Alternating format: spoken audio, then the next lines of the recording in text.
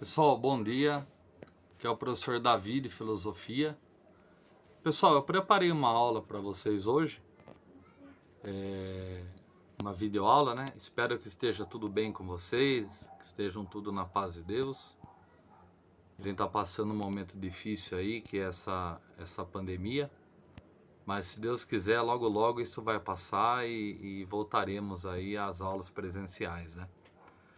Pessoal, peguem uma folha sulfite, peçam para quem está orientando a sala, né, o orientador pedagógico, fornecer uma folha sulfite para vocês, para que vocês possam estar fazendo algumas anotações e anotar algumas perguntas para vocês responderem, né, durante a videoaula. O tema da aula hoje é formas de conhecimento, mito, ciência e religião.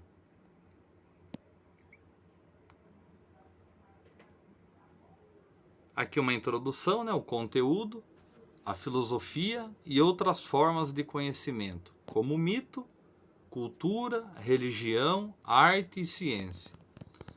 E qual é a habilidade, né, que nós iremos desenvolver? Criticar a concepção de conhecimento científico como verdade absoluta. Aqui, logo de começo, pessoal, problematização. Tem 3 perguntinhas aí para vocês copiarem e responderem na folha sulfite. Então, a primeira pergunta: em sua percepção, os mitos são mentiras? O que são mitos, pessoal? Mitos são narrativas fantasiosas, fabulosas, sobre algo. Sobre a criação do mundo, sobre a criação do homem, sobre a criação do universo, enfim, né? Existem vários tipos de mito. Uma religião, por exemplo, é um mito, né? Deus criar o mundo em 7 dias. Isso a filosofia considera como um mito. Por quê? Porque para a ciência, cientificamente, é impossível, né, um mundo ser criado em 7 dias. Então, a segunda pergunta: você acredita na ciência? Por quê? Você acredita na ciência, naquilo que é cientificamente comprovado, estudado, feito testes e comprovado ou não a eficácia das coisas? Como, por exemplo, agora a gente está vivendo uma pandemia, fala-se muito na ciência, né, na questão da vacina, da cura, enfim, para esse Covid. E são cientistas que estão pesquisando e desenvolvendo, né, remédios, vacinas, enfim. Qual é o papel social da religiosidade? Aqui, pessoal, religiosidade é no sentido de o sujeito ir a uma igreja ou a um templo religioso, independente da religião, seja qual for, católico, evangélico, espírita, enfim. Qual é o papel social que a religiosidade tem na vida das pessoas, né? Quer dizer, interfere no modo de ser, no modo de agir, no modo de pensar das pessoas? Então, pessoal, respondo essas 3 perguntinhas, né? Podem até pausar o vídeo aí, copiem elas na folha sulfite e respondam, e depois a gente dá continuidade aí na aula, tá? Então, próximo slide, filosofia e mito. Reflexão teórica e crítica sobre os conhecimentos e as práticas, buscando os seus fundamentos, conhecimento racional. Isso é filosofia, pessoal. A filosofia, ela vai buscar o pensamento crítico, mas fundamentado em práticas, fundamentado no conhecimento racional, no uso da razão. Ele não vai viver de achismos, de crendices, né? A filosofia, ela só vai acreditar naquilo que é comprovado cientificamente, né? Aqui um exemplo, pessoal, experiência dos 5 macacos. Eu vou contar para vocês essa historinha dessa experiência e vocês vão ver como o ser humano pode ser condicionado a pensar, a agir de determinada forma. Eles pegaram 5 macacos e colocaram numa sala fechada. Colocaram uma escada e colocaram bananas no topo da escada.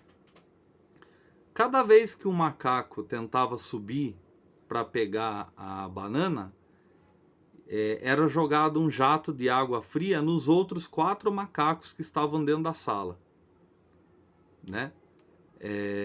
Então, cada vez que disparava um jato de água nos demais macacos. Depois de um tempo, pessoal, que isso ia acontecendo, cada vez que um macaco tentava subir a escada, os outros macacos batiam nele, batiam naquele macaco que estava tentando subir. Por quê? Porque eles associaram a tentativa do macaco subir na escada a eles sofrerem uma punição. Então, para que eles não fossem punidos, eles não deixavam nenhum macaco subir a escada, né? Então, toda vez que algum tentava subir devido à fome, né, devido ao desejo de ter a banana, ele apanhava. Aí o que isso foi acontecendo, né, durante várias vezes. Aí o que os cientistas começaram a fazer? Eles começaram a substituir cada um desses 5 macacos. Eles tiravam um macaco e colocavam um macaco novo. Esse macaco novo, a hora que ele já chegava ali no recinto, a hora que ele tentava subir na escada, os cientistas já nem colocavam jato de água a mais nos outros macacos. Automaticamente, a hora que ele ia tentar subir, os outros macacos já agrediam ele e não deixavam ele subir. Quer dizer, vejam só, isso é a pessoa ser condicionada a agir de uma determinada forma. Eles já não estavam sendo punidos mais, mas eles estavam com aquilo enraizado. E assim eles foram substituindo, com o tempo, os 5 primeiros macacos, né, que estavam inicial, foram substituindo um a um. Chegou um dado momento que os 5 macacos já tinham sido substituídos. Mas eles continuavam agindo da mesma forma, porque era como se um fosse ensinando para o outro. Aquele que tentasse subir na escada apanhava dos outros macacos. Então, pessoal, o que fica de lição, né? A questão de não imite o comportamento do outro. Pense antes de segui-los. Quer dizer, a gente deve pensar antes de seguir um comportamento. Não é porque um grupo social pensa de uma determinada forma que a gente é obrigado a seguir e agir daquela forma. A gente pode ser crítico, a gente pode pensar, a gente pode ter o nosso papel de escolha, o nosso livre-arbítrio, vamos dizer assim, de seguir determinada questão ou não, seja ela religiosa, seja ela de comportamento, seja ela de uma série de coisas, né? Em vários setores. Então essa é a historinha dos 5 macacos aí. Filosofia, pessoal. Filosofia significa amor pela sabedoria, né? Um querer bem ao conhecimento, uma postura de querer conhecer, de querer saber, de sempre querer aprender, de estar aberto ao conhecimento. Isso é filosofia. E o mito? Mito é uma palavra que vem do grego mitos, que significa narrativa, não sendo sinônimo de mentira. Quer dizer, mito não necessariamente significa que é uma mentira, porque quem acredita no mito acha que aquilo é verdade. Quem segue uma religião, por exemplo, ele acredita que aquilo ali é verdade, ele acredita que Deus criou o mundo em 7 dias, né? Então, mito, na sua origem da palavra, lá no grego antigo, não significa mentira, significa uma narrativa, ou seja, uma forma de você contar uma história. O mito, pessoal, universal na cultura humana, quer dizer, em toda cultura existe mito. É uma visão de mundo sugerida da tradição oral, com finalidade de oferecer sentido à vida. Quer dizer, o mito, pessoal, independente de qual seja o mito, ele é passado de geração em geração. Os pais, os avós, os bisavós vão passando para os filhos, para os netos, para os bisnetos, vão ensinando, né, oralmente. Hoje é lógico, existe a escrita, né? Mas isso vem desde o início da humanidade sendo passado de forma oral. Transmitir padrões morais e explicar a origem de elementos da realidade. Então, a maioria dos padrões morais que nós seguimos e a origem das coisas vem de mitos, né? Eu estou usando como exemplo a religião, porque eu acho que é algo que vocês conhecem um pouco mais. Por exemplo, né, a gente segue uma série o nosso Código Penal, por exemplo, ele é baseado nos princípios do cristianismo. O cristianismo é a religião cristã, religiões que acreditam em Jesus Cristo. Seja você cristão ou não, acredite você em Cristo ou não, seja ateu, seja judeu, seja budista, seja espírita, enfim, seja do candomblé, você é obrigado a seguir um código, que é o Código Penal, que é baseado no cristianismo.